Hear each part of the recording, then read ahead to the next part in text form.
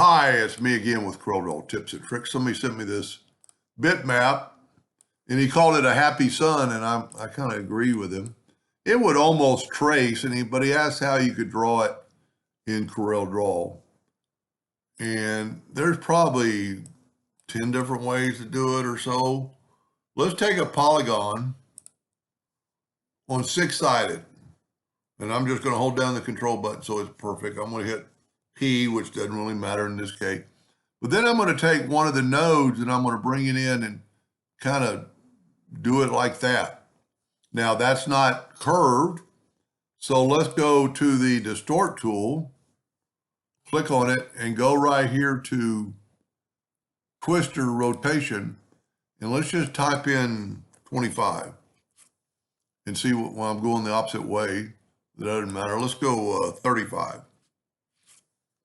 And there you have it. Let's see, 1, 2, 3, 4, 5, 6, 7, 8.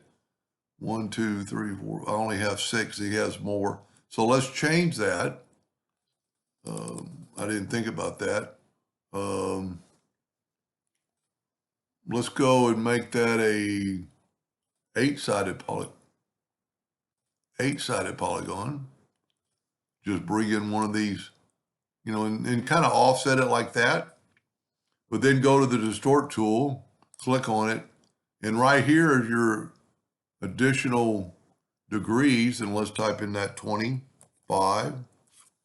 And there you can, now his is a little thicker than mine, so you could have done it. Let's back up here and just don't do that. Get the shape tool and just bring that in a little bit, maybe not as far as I did. Then get the distort tool and just type in, let's go 35 again. And that's pretty close. Now that's the total different direction, but you can always rotate.